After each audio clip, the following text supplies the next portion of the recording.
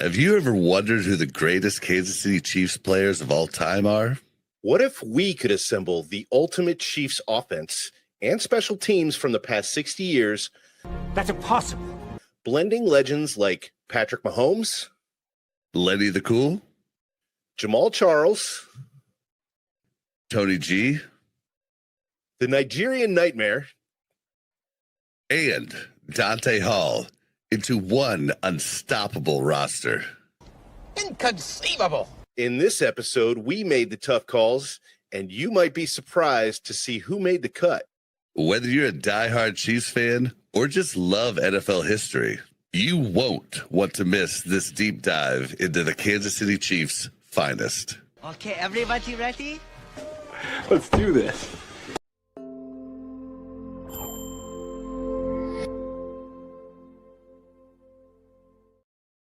From the heart of Kansas City, we bring you Buk N Bob Take on Chiefs Kingdom. I'm Bob. I'm Buck. We're not fancy analysts. But we have just as many bad takes. What's up, Buck? Living the dream, man. What a cool. Today was a beautiful day. It really was. It rained some for a very short time, maybe 5-10 minutes. It came down hard. But I love that, man. I love crappy weather. Yeah, I spent the first 2 hours of the day at the dog park. Didn't even realize it'd been 2 hours till Melissa texted me. But my dog got his goal way early. He got his 20,000 step goal super early. Is it for the starting on the 1st, ending on the 30th, 31st, whatever? No. The step goals are daily. But it's a 28-day. Yeah. He does it almost every day. He's up to like 28 now. But yeah, so it goes on a 28-day rotation where it ranks you with the other dogs in the whole app, the whole state, your city, blah blah blah. And then day 29, day 1 drops off, day 30, day 2 drops off, you know what I mean? So it's on a rolling 28 days. But that's not what we're here to talk about today, Buck. We're here to talk about. Well, there's no Chiefs news to talk about. I'm dying for training camp to start. I'm glad I got my tickets early because a lot of them are sold out now. For sure, day 1 sold out. So I'm glad I set a reminder and got that done. But yeah, today we're going to build an ultimate Chiefs offense and special teams with players from 1960 to now. That's going to be awesome. But yep. I can definitely foresee us disagreeing on a couple of these, but we'll work it out. Yep, we'll just have to work it out in the end, just like teams do. A decision's got to be made, and since we're both 50-50, it could get tough. We might have to turn to chat. You're not 50. Get the final vote. I'm 50. You're not 50. I'm not 50 yet. Oh, old. Coming close. Well, someday. Look, man, I didn't have a problem when I turned 40. Everybody was like, oh, 40. And then I was like, in my 40s, I'm like, 50 is kind of old. But then I hit 50 and I'm like, I just don't care. It just doesn't bother me. My body doesn't feel 50. My knees kind of feel 50. But the rest of me is good. Nice. Well, we're going to...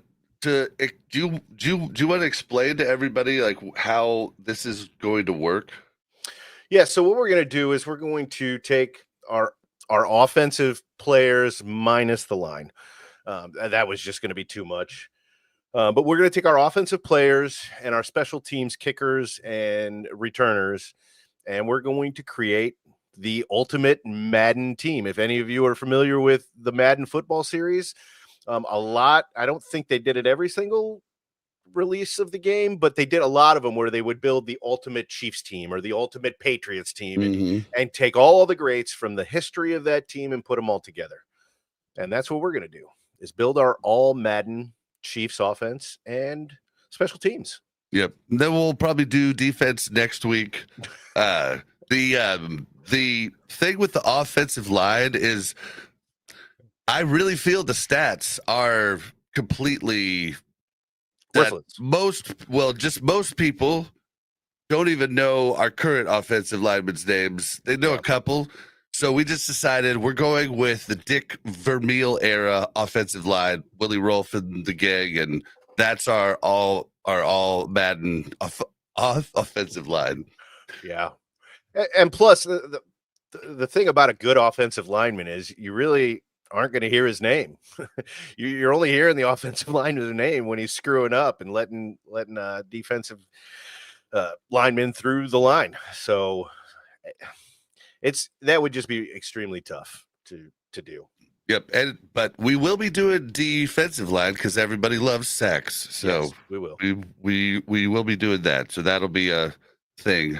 So let's just go ahead and show everybody what we got. Like, we're gonna do 2 QBs, 1 practice squad, 3 running backs, 1 practice squad, 1 fullback, 1 practice, 2 tight ends, 1 practice, 5 wide receivers, 2 practice, 1 kicker, 1 practice, 1 punter, 1 practice, 1 kick returner, 1 practice squad.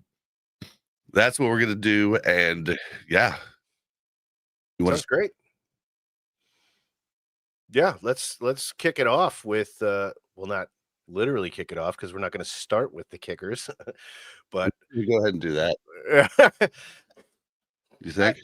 I mean, I do think at the end of the day, yes, but I think that there's going to be a strong argument for Lenny. Just because what he did in the time that he was here, it was a completely different era of football, way before my time. But as a Chiefs fan, I mean, I've heard a million stories, and anybody that's watched Chiefs games over the last 20 years has seen him on TV as a broadcaster and as a commentator, and sometimes just getting interviewed as an ex-Chiefs quarterback. But man, I mean, the numbers he put up for that era they were pretty sick. Almost 30,000 yards. 237 touchdowns in 14 seasons. That was huge. Played 14 seasons as a smoker. Yeah. I almost used the picture of him smoking on the sidelines or smoking doing an interview. So good. Didn't you use that in the intro, or did you change that? Because I thought you did. I think I did use it in the intro. Yep. When I watched it last night, it was definitely there. It was. Yeah, the man smoked a cigarette at halftime, which he, absolutely he did. That was the picture that I almost used that in the thumb, but then I was like, we'll use a different picture. You were going to use that's my same argument. Like, the amount of stats that he put up for the time that he played was unreal. The whole league was basically a running league. And over 14 seasons, he did 28,507 yards and 237 TDs, took us to 2 Super Bowls, won 1, and drank a glass bottle of Fresca, which he said. Yep. I saw a doctored picture, a doctored version of that photo with him smoking a cigarette that had a bottle of beer down by his foot too, but it was clearly doctored. But that's pretty funny. Yeah, so I don't know, man. I feel like Len Dawson's number 2, but I mean, there could be. You got to look at Joe Montana because he was a Chief, and if we're talking about people in their prime, we'd get him in his prime when he was on the 49ers, and if that's the case, then I think he's a solid number 2, and Len Dawson goes to the practice squad. Yeah, so this was kind of the question that I had today was, are we going to judge these guys specifically only as a Chief during the time that they were a Chief, or are we considering some of their accolades on different teams? I mean, I figured we'd consider them in their prime, but even if you look, Joe Montana only played 1.5 seasons and racked up 5,427 passing yards with 29 TDs. Yeah, but you know what came to mind? That wasn't good. I don't want to jump ahead to the wide receivers, but the person that came to mind for wide receivers was DeAndre. He's not even on our list. But if we're considering his accolades as a player in the NFL as a whole, he's got to be on that list. Do you see what I'm saying? Yeah. So I think we should. Do you consider him a Chief because he only played for two seasons? I don't know. I consider I consider Tyreek Hall a Chief, and he's, he only played for 6 and might end up have played for another team longer, So Yeah. I don't know. I don't know what to do about the Joe Montana thing. What does chat think? Should we include Joe Montana in the running or not? I don't want to, and I'll tell you why. Because I know that we're going to have a lot of Alex Smith fans barking, that Alex Smith did wonderful things as a Chief. He balanced this franchise and was able to build it to a point that Patrick Mahomes could come in and do what he did. Without Alex Smith, I think we would be watching a different brand of football right now. But that doesn't necessarily make him one of the top 3 quarterbacks of this organization. Now, Trent Green, on the other hand, is, for me, number 2. But I wasn't around for Lenny the Cool. So that's hard for me because I wasn't around for that, even though I've seen all kinds of, yeah, I agree with you, HD Chiefs fan, no Joe. But my time watching Trent Green, I mean, I remember watching him. It seemed like, 500-600 yards passing every single game, man. I mean, it was just so much fun to watch him. What's wild, though, is look at the stats between Smith and Green. Smith played one less season. Yes. Okay, Green has 21,459 yards to Alex Smith's 17,608 yards. So like one more season, he probably would have hit that. He probably would have. 118 passing TDs to Alex's 102 passing TDs. He probably would have gotten that the next year playing. Here's my problem with that, though. Not even close to as good of an offense as Trent Green had. Trent Green had Priest Holmes, who had a phenomenal run and was just, play action was just like a freebie for Trent. See, for me, Alex, 17,608 passing yards. It just seems like a good 11, 12,000 of those were behind the line of scrimmage, and it was all about yak at that point. I know that's not the case, but man, I can't put Alex Smith on the top 2 or on the practice squad.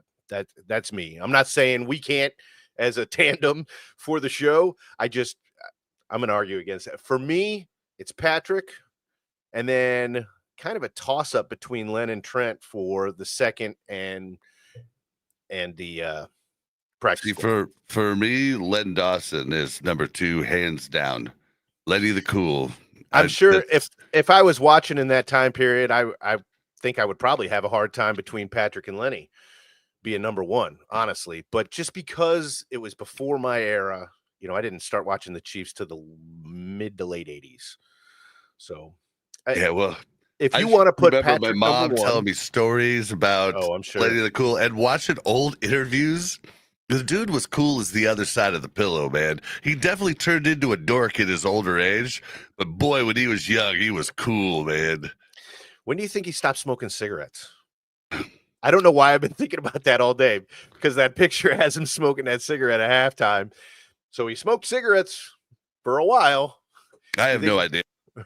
I have no idea. I'm sure nobody knows that answer. I was just curious. So you good putting Len up as number 2? Sure. Yeah, absolutely. All right, now we got to battle it out because I want Trent, you want Alex. No, I don't want Alex. I want Trent. No, backwards. I want Alex. Okay. You want Trent as the practice squad.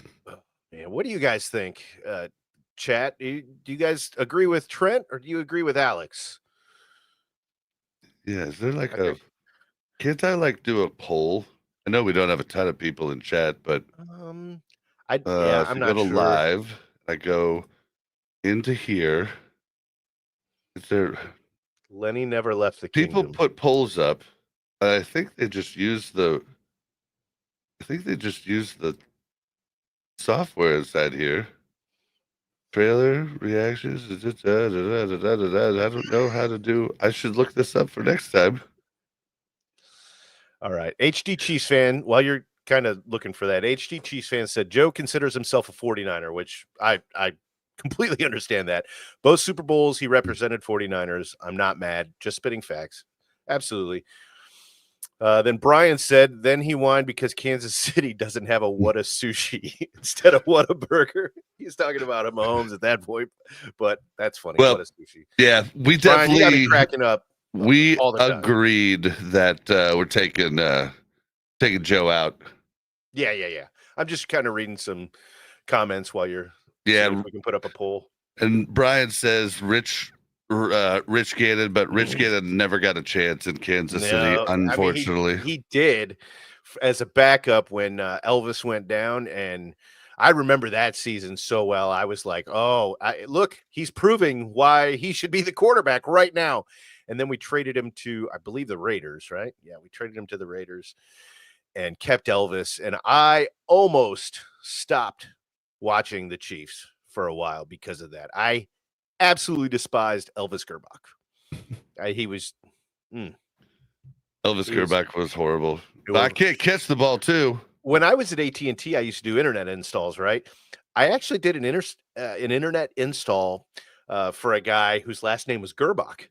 So when I went there, I'm talking to him and his wife, and I'm like, "You guys Chiefs fans?" And I could see the guy's eye roll a little bit. I said, "Are you related to Elvis?" He goes, "Yeah, it's my cousin." And I was like, "Oh, I'd probably change my last name." But no, he was a nice guy. But yeah, I'm not a big fan of Elvis. Rich Gannon, though, I love that name, Brian. I don't think he makes this list, but no, he definitely doesn't make this list because he was never a true starter for this team. But all right, Witchy says Alex came closer to Super Bowl than Trent. That's fair. That's very fair, but that wasn't about the quarterback. That was about the head coach, I believe, and the team around him. Yep. Brian says Alex greater than Trent. There's only 3 of us. He's talking about people chatting. Okay. All right. So I've been outvoted. HT Chiefs fan said Bob is about to holler for help from Mel. Hey, Mel. Babe. Mel is in chat watching. She's just not typing. But yeah, I think Alex, dude. I think Alex, but HT Chiefs fan, you know my game. You know my game. Unless I thought she would answer differently. Then I'd be like, no.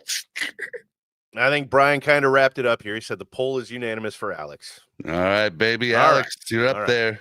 Trent, I pulled for you, buddy. If you're out there listening, I was all about Trent Green. Nobody for Steve DeBerg. Nobody for Steve DeBerg. I have horrible memories about Steve DeBerg.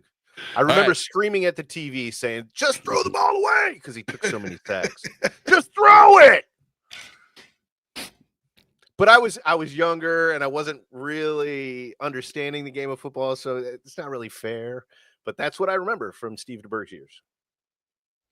All right, here's our list for running backs. We got Jamaal Charles, Priest Holmes, Larry Johnson, Ed Podolak. I might have said that wrong. No, you said it right. Ed Podolak. Abner Hayes, Marcus Allen, Mike Garrett, Kareem Hunt, Herman Hurd, Greg Hill. You know what I found that really depressed me while I was putting all these pictures together with the names?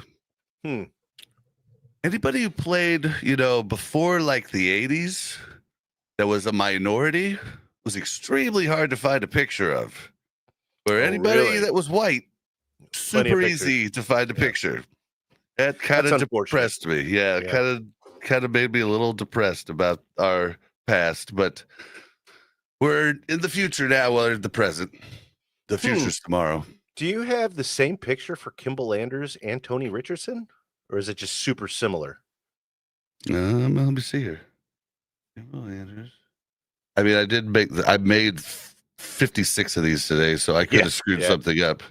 Where? Hold on. I don't see to the Kimball right. Landers. The second to the last on the right. Right there. It is the same picture. It is. I don't believe that's Tony. I think it's Kimball's picture. We still know the names. Sorry, guys. I got the names in there. You're only human, Bob. 'Cause I'm only human after all. So I'm looking all. at this list. Was Marcus Allen really on the Chiefs for 5 years? Yep. I don't remember that. I feel like he had. I mean, he even opened up a car dealership here with my buddy's sister's husband at the time. Is it still there? I have no idea. It's right around the. If it's not still there, it's right around the corner from my mom's house. Up in North Kansas City. Yeah. Marcus Allen's not on my list. Agreed. He's not on my list either. I have a feeling that we're going to disagree, probably most in this category. Well, can we agree that we at least our top two are Jamaal Charles and Priest Holmes? No. No. Who's your? Well, okay, but not in that order. Okay, I would put. Okay, yeah. So let's just go ahead and throw them up here. Okay. So I wasn't the biggest Jamaal Charles fan in the world, not because of his ability, but it just seemed like he would get one, 60, 70-yard run for touchdown at the beginning of the game or in the first quarter, second quarter, whatever. And then to me, it just seemed like he was gassed the rest of the game. See, I don't think that. I mean, he had one of the highest averages ever.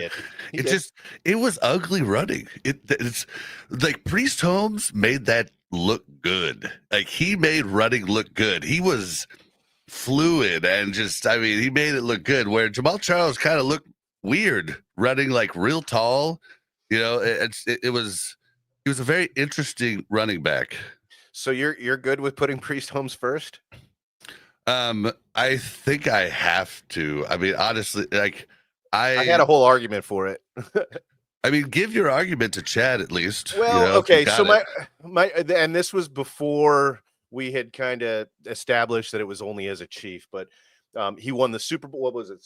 Super Bowl 35 champion with the Ravens, I believe, right? Yeah. Yeah.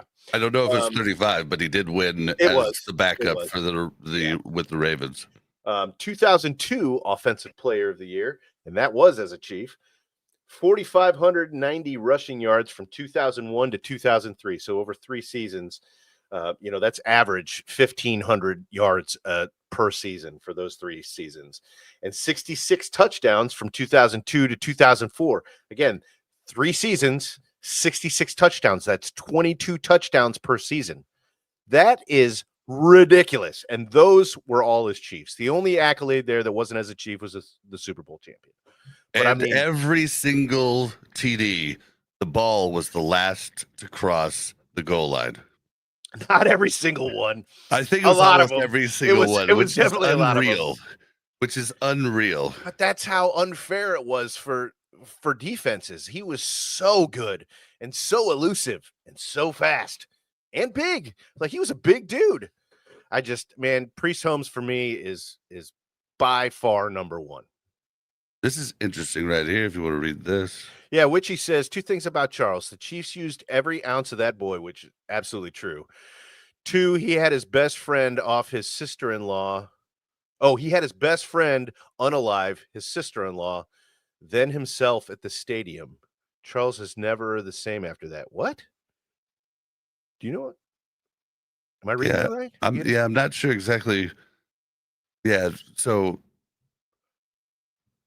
his best friend off his sister-in-law, then himself. Yeah, then his best friend did it. Oh, was that that was linebacker? That was the linebacker. Yeah, gosh dang it, I'm horrible that I can't remember the name. Man.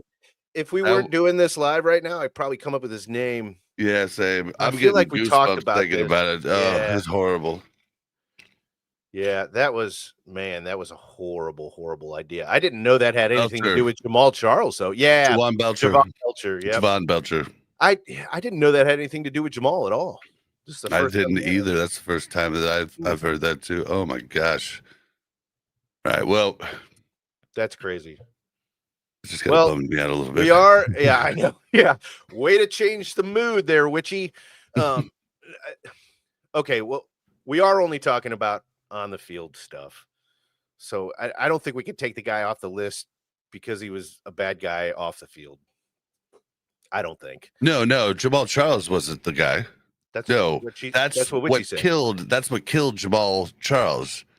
Is that his best friend killed his fiance or killed his sister-in-law and then killed himself. Yeah, so Witchy said that Belcher's girlfriend was Jamal's wife's sister. Yeah, so yeah, Jamaal did nothing wrong. That just she's saying that ruined him and he was never the same after that.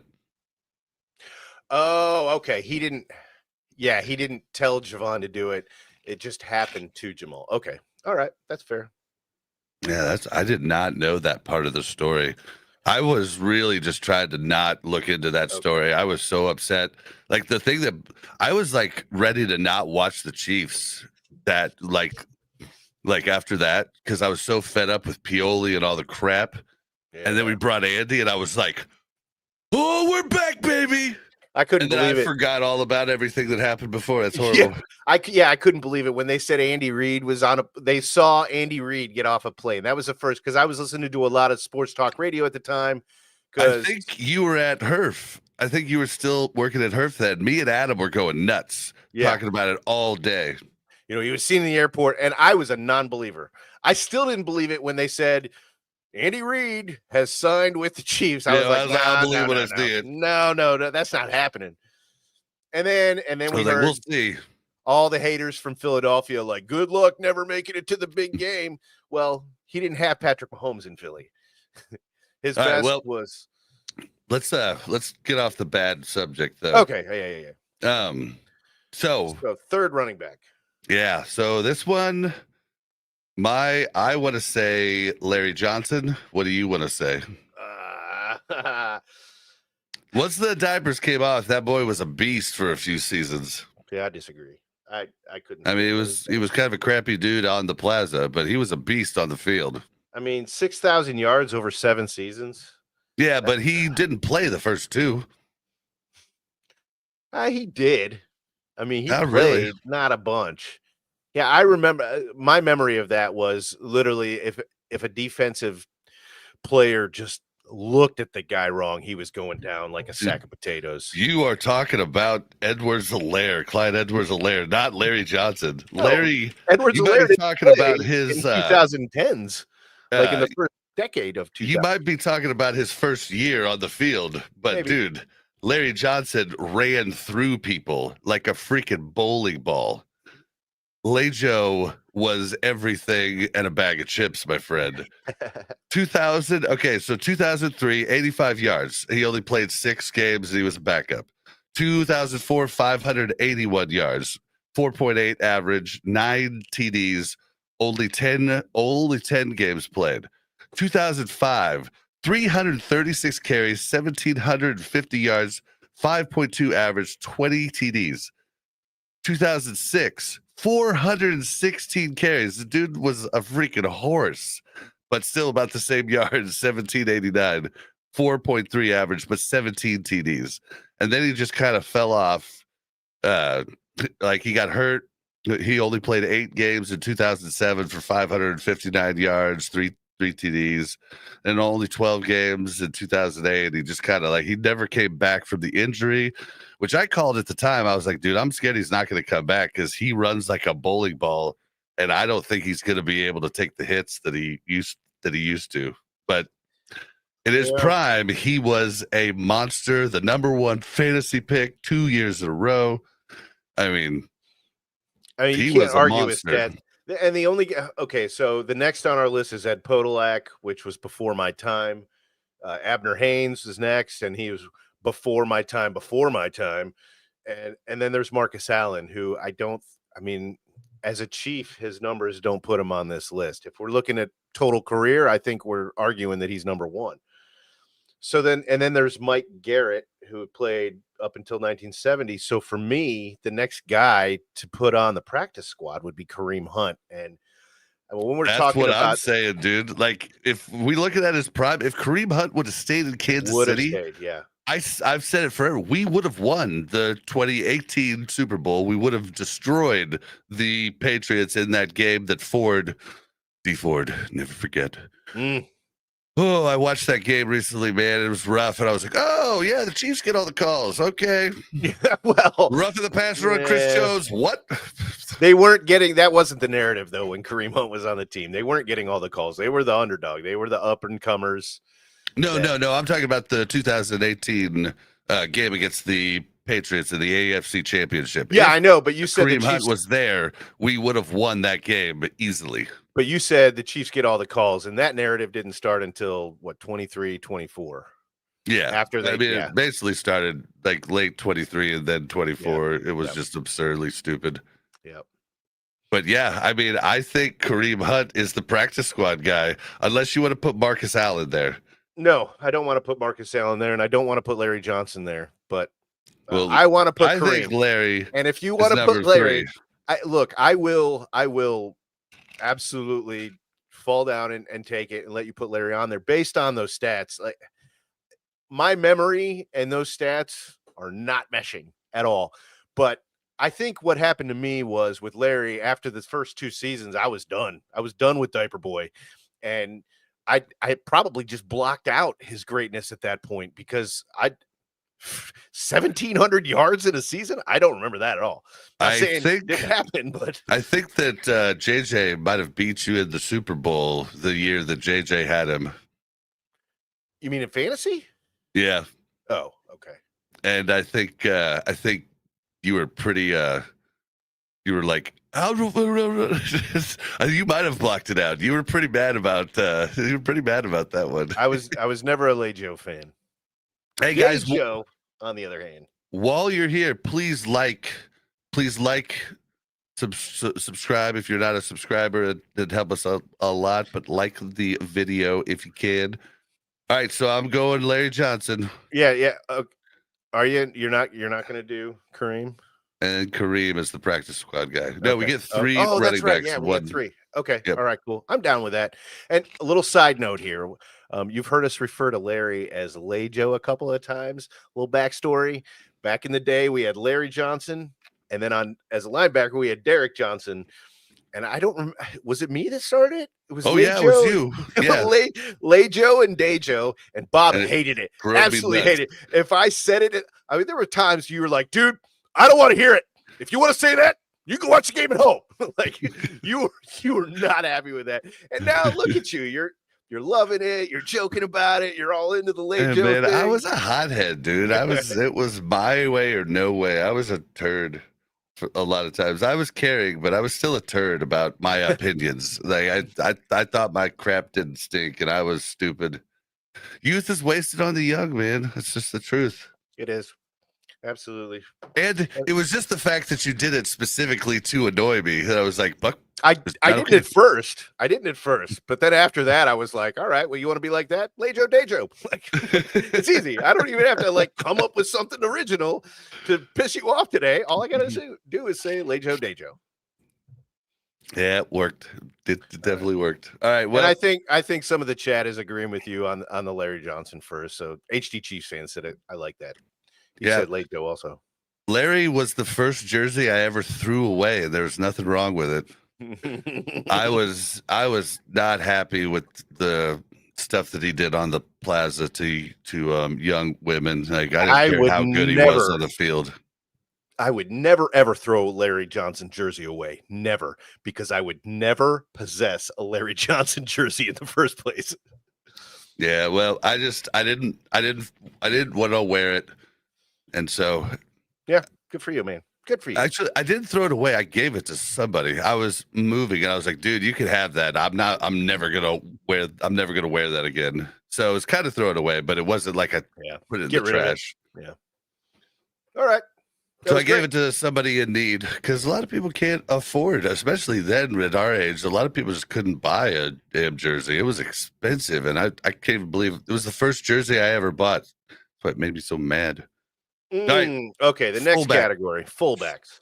Do you want to read them off for us? Yeah, we've got Christian Okoye, Curtis McClinton, Wendell Hayes, Kimball Anders, and Tony Richardson. This is a hard one because for me, Christian Okoye is one of my favorite. He's one of my favorite all time. I mean, he was Mike Allstott before Mike Allstott was Mike Allstott. Yes, he was. Yeah. And we're looking at rushing yards and rushing touchdowns, 6 seasons, 40 touchdowns, 4,897 yards. That's great. That's fantastic for a fullback. That's unheard of as a fullback. But that's not really the job of the fullback, is to be your big time runner. You know, Tony Richardson, he's 5th on this list with 11 seasons, 1,576 yards, and only 15 touchdowns. Let me look up Tony, though. I think Tony was a lot more involved in the blocking game. He was he was definitely in the blocking game, but in the passing game. Oh, okay. Yeah, good call. Let me look. This is a tough one for me. Curtis McClinton, before my time. Wendell Hayes, before my time. Kimball Anders played during the 90s, so I definitely remember him. I definitely wasn't paying attention to the fullback at that point. It was all about airing it out and then watching the defense kick some ass. That's what it was about for me. That's right after high school. Yeah, so in 1999, Richardson had 24 receptions for 141 yards, 2,058 receptions for 468. 2001, 30 receptions for 265, and he's definitely had a lot of receiving. I want to know what the Nigerian Nightmare had. I'd be surprised if he had more than 10 receptions in a season. I really would. That wasn't his game. He was a bruiser, cut through the line, maybe between the tackles. He was not cutting outside. He was not making some crazy moves. He was steamrolling. That's what he did. His whole career, he had 42 receptions for 294 yards. I was right. He didn't have even 10 receptions per season. But 5,000 rushing yards and 40 TDs rushing. I mean, I got to have Christian number one. The Nigerian. I'm all about it. Nightmare. I'm all about it. As a fullback, as a total fullback with all of the duties, there's a strong case for Tony Richardson. I really do believe that. But if you want to put Christian as number one, that's my boy. I loved Christian Okoye. I want a Christian Okoye jersey so bad. So we basically both agree Tony Richardson and Christian Okoye. Yep. But I think so. You like this order? I mean, I like this order a lot. 100%. Yeah, 100% agree with you. And now, it wouldn't hurt my Chiefs fan. We moved on to fullback.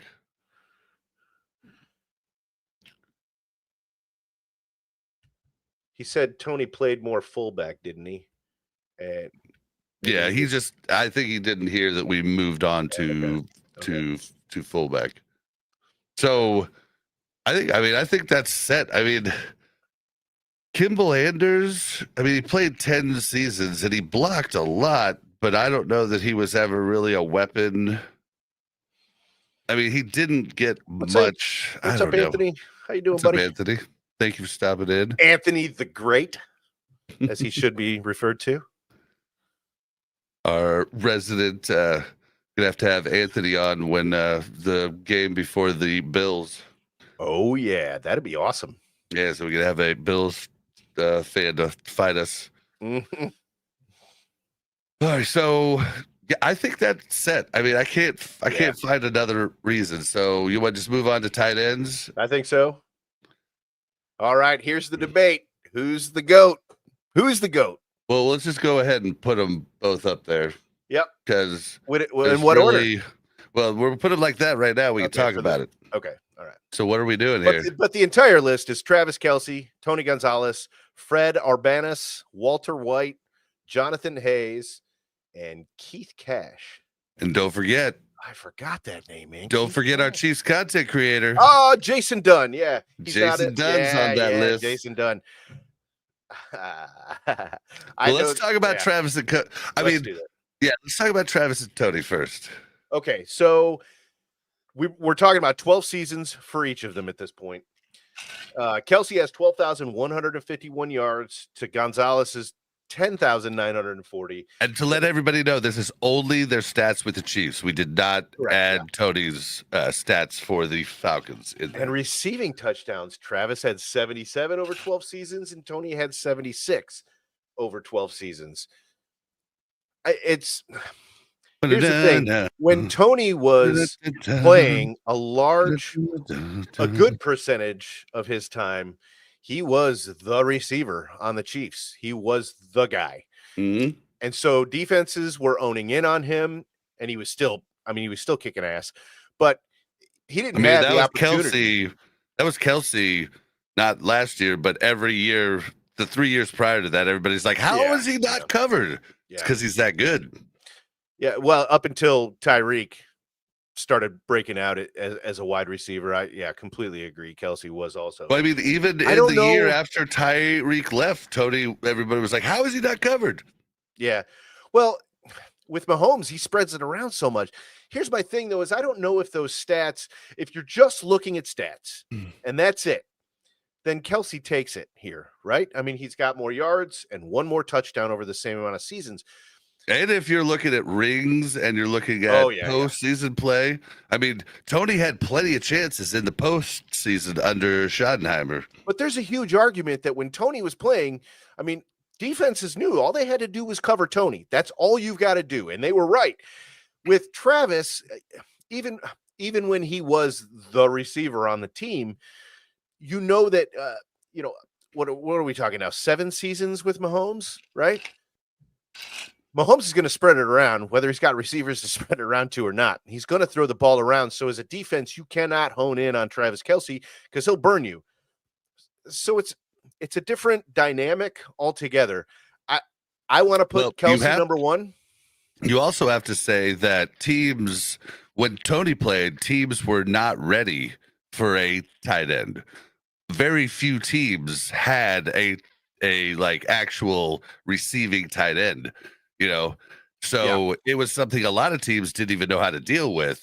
So Tony had that added advantage as well. It's true. My thing is, though, I don't know if that's a stat to support Tony as number 1, or is it a stat to support Travis as number 1? I don't think we could really go wrong here. I really don't. I think no matter which way we do it, we're respecting both of them. I don't know how Tony would act, but I'm pretty sure if Travis was watching right now and Tony got the number 1 nod, he'd probably clap. And they would both be fine. They would both be fine with it. Oh yeah. I've heard some stories that he's not always the nicest guy in the world, but that's hearsay. I think that might have been true in his younger age. I think just like all of us, man, you get better as you get older if you're doing it right. Yeah, and I think he did say congratulations to Travis, when he was according to HD Chiefs fan. Oh, Tony himself has said that Travis is the GOAT. Well, I love it, man. So let's put Tony as number 1 then. You just can't go wrong here. You really can't. Yeah, I think Travis is number 1. Oh, I had that one up there, but this one is the one. Here, read this one. This one's good. Witchy says Tony gets credit for changing the position. Completely true. Travis gets credit for blowing the position out of the stratosphere. You can't argue with that either. It's such a toss-up here. I mean, I want to put Travis number 1 and Tony number 2. Chat, if you think I'm wrong, say something. It won't take much to sway me here. I want Travis as number 1, Tony number 2. Yeah, for sure. Yep. I think chat just got outvoted because we have control of the screen. Yeah, I mean it's 3 votes and it's 2 to whatever they vote. So yep. Witchy says, yep, 87, then 88. Anthony says you can't go wrong with either. HD Chiefs fan says Travis number 1. Yeah, I think it's a landslide victory for Travis here. But I think so. Such a small margin, though. Tony, we love you, man. But just imagine we have both of them on the team. Who you gonna cover? Who you gonna cover? Man, not Tony. There's not enough yards in a season for both of these guys on the same team. Oh man, it would. I mean, this team when we're done with it can beat any defense, current defense. Period. But we have to do the practice squad guy. Let me make my case here. Please do. So what we got left is Fred Arabas, Walter White, Jonathan Hayes, Keith Cash, and our boy Jason Dunn. And Jason did not have a ton of receiving stats, and he didn't have a ton of those accolades. But in my opinion, he was one of the best blocking tight ends of all time. I mean, people talk about him as if he were an extra tackle on the field. I mean, that dude could put people in the dirt. I loved him in Madden. I mean, every year that he played for the Chiefs, I would get Madden and I would play the Chiefs team. And your characters go up with use, and so I used the double tight end sets a lot, and I ended up passing to Tony a lot or not Tony, Jason Dunn a lot because he just wasn't covered in the way they built the games. Yeah. And so by the end of my like 5 or 6 year dynasty, Jason Dunn would be the highest rated person on my team at like 99, and he'd be just a truck running down the field after he caught the ball. It was beautiful. Yeah, I mean, and if one of these guys get hurt, wouldn't you rather just have an awesome blocking tight end than one of these other guys that we don't know? Yeah, well, that kind of leads into my question here. We're talking about tight ends, and just so you guys know out there that are listening, we pulled these tight ends based on receiving yards and historical significance. Okay. So it's kind of unfair to the tight end 2 position. It's kind of unfair to Jason. Very unfair. But I mean, Keith Cash is the only other tight end on this list that played in my fan. I mean, Jonathan Hayes did from 85 to 93, but I didn't really start watching a lot until high school, and I graduated in 93. So that would have been, and I definitely wasn't watching the tight ends or paying attention to their name. For me, it was just a game on TV. My team was playing. Go Chiefs. Like that's what it was. I might have focused on the quarterback a little bit. If there was a badass wide receiver at the time, I probably knew his name, but Jonathan Hayes was just over my head a little bit. So if you want to put Jason Dunn based on the significance of his role on the team that he played, I'm not going to fight you at all on that. I love Jason we're doing Dunn. it. We're doing it. And the fact our that boy Jason's on the list. And the fact that he is a content creator. Oh, and just such a great guy too. And just a great, fantastic human being. He's fun to listen to, man. He's got a unique take on things. So I love to hear his opinion. So let's put him on the list. Yeah, let's do him. Practice squad, Jason. We got it. And I mean, and we one share of a first name. Be hurt, at some point, and he's going to come in and he's going to knock fools over. I'll say that puts a Jason on the list, and there's no Bobs on the list. That is true. I don't know if there's going to be a Bob on the list. Is there a Bob? Is there a famous Bob NFL player? Bobby? There's got to be a Bobby. Yeah, there's got to be a Bobby. Robert. Right? There's probably a Robert. Probably Robert. Not Robert. That's what it says on my license. But I know. I'm just trying to like stretch out the possibility for you here. That's all I'm doing. Yeah, I've never called you Robert once in my life. We've known each other for 25 years. Never once called you Robert. All right, we're on to wide receivers. So we're going to do 5 and then 2 practice squads. The list we have is Otis Taylor, Dwayne Bowe, Tyreek Hill, Henry Marshall, Carson, yeah. Stephon Page, Eddie Kennison, Derek Alexander, Willie Davis, J.J. Burden, McCole Hardman, and J.T. Smith. Wow, McCole is on this list. McCole Hardman made the list. We haven't had a lot of amazing receivers, just to let you know, but McCole Hardman made this list. Definitely. And yeah. Okay, so this is the one time where we're going to talk about a player that's well before my time. I've heard a lot of stories about it. I definitely haven't seen much footage on, but Otis Taylor, 11 seasons, 7,300 yards. Again, in an era where throwing wasn't what it is today. It just wasn't. Yeah. 57 receptions. From 65 to 75. 57 receptions for a touchdown. That's unheard of. To me, he's my number 1 on this list. He's my number 1. See, yes, I'd have Tyreek Hill as number 1. I mean, he did the same in 6 seasons, like almost the same stats in 6 seasons. In a completely different era, he did. True. I'm not going to fight you on it. If you want to put Tyreek number 1, there's a big warm place in my heart for Tyreek, even though he said things after he left.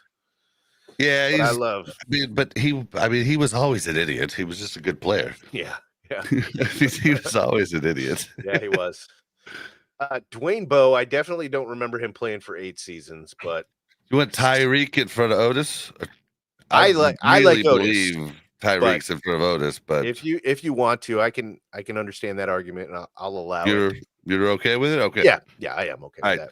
I'm good with these starting 2. Okay. So number 3 then, Henry Marshall, before my time, Carlos Carson. And when we were talking about the tight ends, I said, back when, what was the guy's name? Oh, Bobby Jonathan. Bell. How did I forget about Bobby Bell? Oh, Bobby Bell. Yeah. I Well, know his son. Oh my gosh. I'm an idiot. Wow. Yeah. And it's Bobby, not Bob. That's awesome. Yeah, I'm an idiot. I'm an idiot. Okay, I literally know his son. I have his son's phone number. It's unreal. So we were talking about how Jonathan Hayes as a tight end played from 85 to 93. I was watching during that time, but I would only know the quarterback or a star wide receiver at that time. So Carlos Carson, 80 to 89. I remember he was the very first football card ever. Back in the day, police officers would stroll through neighborhoods and talk to kids and just let you know their presence was there, and they would carry football cards, Chiefs cards, and Royals cards. And Royals. Yep. Yeah, I had a Buddy Black Royals card from the cops too. They were completely worthless because they weren't tops. It was like the cops made their own, player cards. But it was so cool. Cops should do that more. But I did have Carlos Carson. He was the original 88 for me, at least. I think I remember his number was 88 because I had his card. But then Stephon Page. Definitely remember Stephon Page too. Oh my God, so many TDs. 49 TDs over 9 seasons, which isn't a huge average, but it's pretty good. 6,300 yards. Pretty big for 83 to 91, though. I mean, we were not much in that time. I mean, right. But Eddie Kennison is next on the list from 2001 to 2007, 7 seasons with 5,200 yards and 25 touchdowns. It's kind of a crapshoot for me between these 3 to be the next wide receiver. I'm going to completely skip over Dwayne Bowe. I think Dwayne Bowe's the next one. I mean, I hated the way he caught with his body instead of his hands, but the work is there. I mean, he did work for us. But it started for me. I hated that he always caught with his hands and body instead of just his hands. I don't know if catch with their hands, and he'd always catch with his body. I don't know if anybody else is going to remember this, but I distinctly remember Dwayne Bowe as a rookie preseason. Wasn't even in the season. His very first touchdown catch. It was a throw to Tony Gonzalez in the end zone. Tony was falling down and wasn't he might have made the catch, but Dwayne Bowe comes out of nowhere, jumps over Tony and the defender that was taking Tony down and catches the ball. And I was pissed. Are you kidding me, man? You took a touchdown away from the great Tony Gonzalez. I was done with Dwayne Bowe at that point. I really was. Do you remember him on Hard Knocks? No. He was pretty funny when the Chiefs got Hard Knocks. I don't know, dude. I think Dwayne Bowe's hands down number 3. But I mean, because of stats, I get it. It just hurts a little bit. It's not just stats. It's his play. He was a good blocker downfield too. Like he was so big. He was a big dude. But if he could have learned to catch with his hands, he could have been the best. He could have been number 1 on this list, but he never learned to catch with his hands. Always had to have the body involved. And if I remember right, he had attitude too, which I don't remember attitude. I remember saying something stupid where he told the media about the, what do you call it? The bandies, the girls that follow teams around. Yeah, let's not talk about it on the podcast. But yeah, I don't know what you're talking about, but yeah, he made a big mistake in letting the little cat out of the bag. A lot of NFL wives, a lot of NFL players were a little upset with him about that. NFL wives were a little bit smarter because of it, and it was pretty ugly. But this is based on the field. Yep, I've got to put him up there, unless you have another argument or chat does. Dwayne Bowe. We're just not really deep at wide receiver. We really aren't. We are not really deep at wide receiver. No.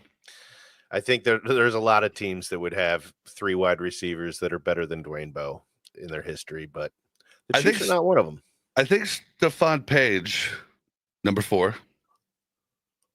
Yeah, at this point, for me, it's a toss-up between Carlos, Stephon, and Eddie. I loved Eddie Kennison. I really did. I did too. Okay, so he was the one that was married to Left Eye. we're all pretty close on that 3. So I'll Right. choose. So let's each choose 2 of those for our last 2 on the main squad. I'm gonna choose Stephon Page. And who do you want to choose? I'm going to go with Carlos Carson. All right. Carlos. All right. And then now we need 2 practice squad wide receivers. Well, I want to say Dwayne Bowe, but we already put him as number 3. I mean, I'd like Eddie Kennison on that. I'm 100% down with Eddie Kennison. And you know what? Just out of respect for Henry Marshall, he's high up on this list.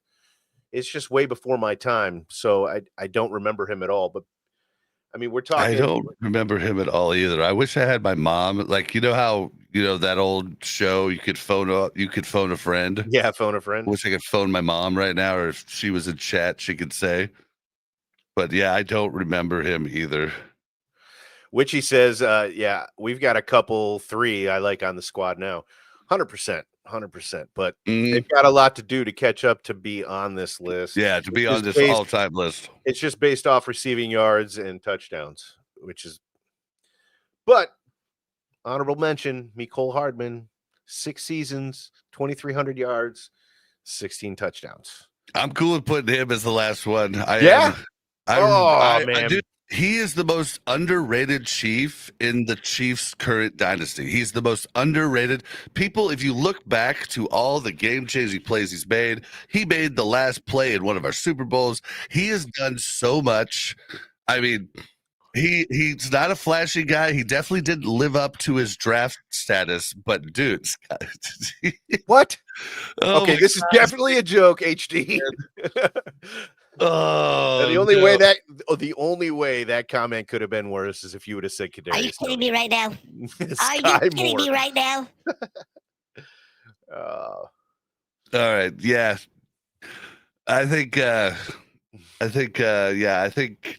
love Mecole Hardman on this list. Derek Alexander, I could take on this list too, but Mecole Hardman, I'm telling you, man, he's the most underrated Chief. Yeah. In the dynasty era, and a lot of people just don't respect all the stuff he's done. Absolutely. And I mean, he has ability. We saw him come to the Chiefs, and he doesn't get a lot of targets his way just because he's playing around some receivers that are just more capable, I think is what it is. But he went to the Jets and didn't do anything. They wouldn't even put him on the field. And I want to say his first game back as a Chief, he had I wish I could spew out stats here, but he had a big game with his first game back with the Chiefs. So, yeah. Yep. I love that he's on there. I didn't think that you were even going to give him a second look, honestly. Oh, dude, I've been on people about him because people will complain about it. I'm like, dude, yes, he didn't live up to his draft status, but dude, he was a Swiss Army knife for us in every situation. Was a return guy for us too. He wouldn't have made the kick return, the All-Pro kick return part of this team, but he definitely. I mean, he was huge in a lot of ways for us and our dynasty run. Mm-hmm. And I was sad to see him go. I'm not going to lie. You know what the difference between him and Sky Moore is? Honestly, I think Sky Moore could be on this list if the dude could catch a ball. Honestly, I think, physically speaking, they're both very similar. I think Sky Moore is probably a little bit taller than me, Cole. I'm not going to promise that. No, I'm not going to. I don't know. It seems to me that he was, but he just can't catch the ball. He doesn't get a lot of opportunities. Mecole didn't get a lot of opportunities. But when he did get his opportunity, Mecole is short. You're right, 5'10". At least with the Chiefs, Mecole has taken full advantage of his opportunities and run with it. Whereas Sky Moore they're the same exact size. Are they? Yeah. Yep, same exact size. They're both 5'10", and Sky has like 7 pounds on him. Yeah. So yeah. All right. Well, we've got a good receiving core now. Yeah. I mean, I would take this, definitely. Yeah. That's a hell of an offense right there so far. Yep, you got your big-bodied guys. You got your, although we do have Patrick Mahomes as the number one quarterback, and he doesn't like to throw to the big body guys. But I bet he would throw to Otis. No, I'm pretty sure he would. Yeah, I bet he'd throw to Dwayne. Yeah, I bet he would. All right, so on to the boring ones, but we're saving the kick returners for last, guys. So don't go anywhere. Yeah. All right, kickers. We've got Nick Lowry, Jan Stenerud, Harrison Butt Kicker, Ryan Suckup. I forgot about Mr. Irrelevant. Yeah, and Pete Stoyanovich.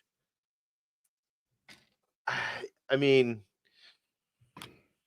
I want to say Nick Lowry. I remember Nick Lowry, even though he only played through 93. And I said earlier that I would probably only remember the quarterback and the star receivers, but I definitely remember Nick Lowry. He was automatic.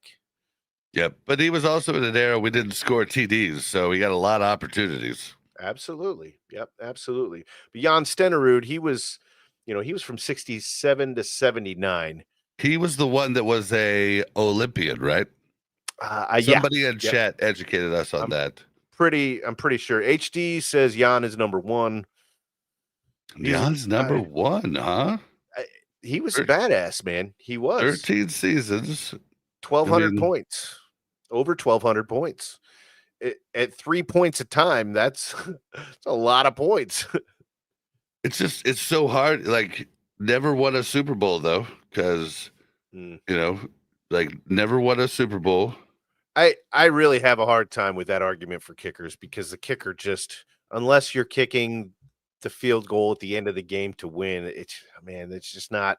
I mean, Yan is in the Hall of Fame. That is, he's one of the kickers. It's Jan. I like Yan. I like Yan. I'm just telling you what his name is. Jan. You can call him what you want, but his name is Jan. Jan Stenerud. Jan. He was Swedish. I think he was Swedish. And HD Chiefs fan says Jan is in the Hall of Fame. That's what I just told you. True. Oh, I didn't hear you say that. Sorry. Well, I mean, his chat reminded me. It's not like I remembered, but yeah, that was on our trivia night. We found that out from I think HD Chiefs fan or Brian. It was one of them. But Harrison Butker has ice in his veins, though. I mean, he does. He just doesn't have the lengthy resume that Jan and Nick both had. Unfortunately, the Chiefs is not a team known for a wide receiver, this huge bunch of wide receivers. We've only got a few badass studs, but kickers, we've always had some good kickers. Well, everybody needs a kicker. And Harrison Butker has all these stats. He has 1,000 points, 1,012 points in 8 seasons, whereas Jan played 13 seasons, had 1,231, and Nick Lowry played 14 seasons and had 1,466. You know what was their accuracy between them? That would have been a great stat to look up before. Yeah, I will say. So just kind of looking at averages, Nick Lowry averaged over 100 points a season for 14 seasons. Jan Stenerud was under 100. It was probably closer to 92, 93 points per season. Harrison Butker is at over 1,000 points for 8 seasons. So he's definitely got a leg up on point average per season. But let's see, who was 2017 was Alex Smith, so that's why he got, I'll bet 300 of his points were that first season. I'm pulling this all off. I'm pulling this all up. How do I spell? So it's Jan. Yep, the last name is Stenerud.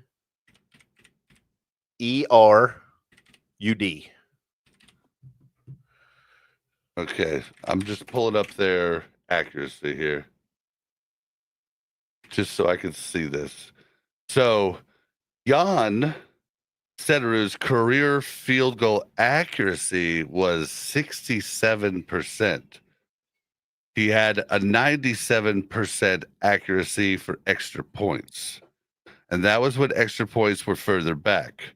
If we look at Nick Lowry, he had 80%. He had an 80% accuracy for field goals and 98.9 success rate for extra points.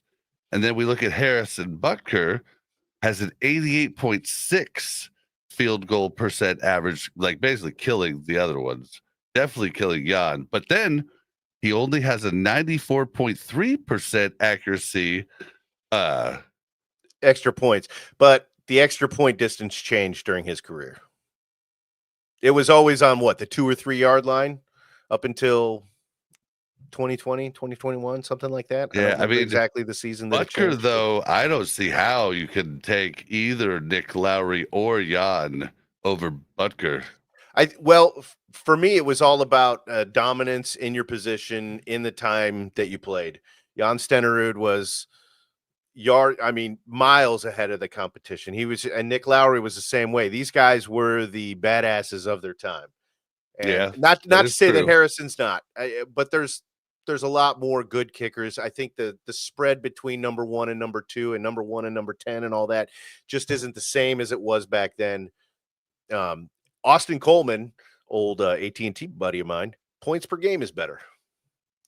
You can make me look that up too? No, because that's a lot. Especially when we're talking about 5 different kickers. So I'm heavy on Harrison Butker as number 1. Who are you heavy on as number 1? I'm heavy on Nick Lowry and Jan Stenerud, honestly. But you have to pick one. Harrison is like this far behind. I mean, Harrison has a leg too. And well, I'll tell you what, I'm going to put up mine and you put up yours, and then we can decide who's in front. Well, no, I'm going to agree with you on Harrison just based on points per season. I can't put, even though Jan is in the Hall of Fame, I can't put him on there with a career field goal accuracy of 67%, unless you can explain to me why. Oh, I'd have to do some research, but I mean, yeah, like maybe HC Chiefs fan can explain to us why he was the man. So low. Like, I mean, it was cool that he, but okay, so here, hold on. Jan Stenerud, how does he compare in field goal accuracy for his generation of play? We might have to use the AI thing to see this.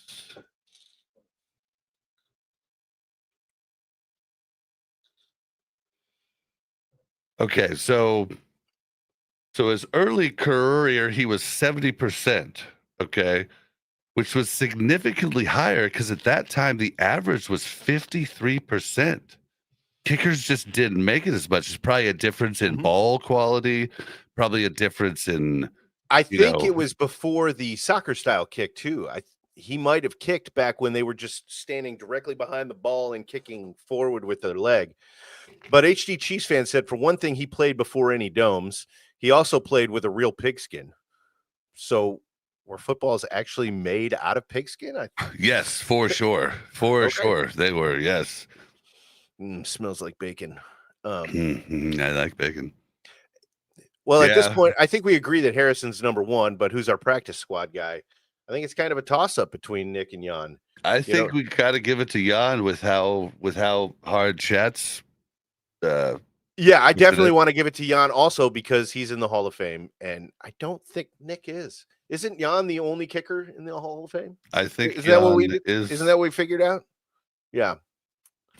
Oh, Jan HT said Jan was the originator of the soccer style, so he was the first guy to do it that way. Ooh, that's big. Yeah, that's cool. It says one of the few pure kickers. There's only one punter in the Hall of Fame. That's what it was. Remember? Okay. Yeah, and he was a pioneer in using the soccer style kicking technique in the NFL. HC Chiefs fan, you're the best for hanging out with us. Okay. All right, Jan Stenerud. Sorry, Nick Lowry, but dude, Butker's just too good, dude. He's just too good. Nick did not make the Football Hall of Fame, so for me, it's definitely Jan over Nick. We love you though, Nick. We do. All right. You were great. We're on to the punters. What punters do we have here, Buck? Dustin Colquitt. We've got Gerald Wilson. Hopefully I'm saying that first name right. Louis Aguiar. Oh, I love Louis.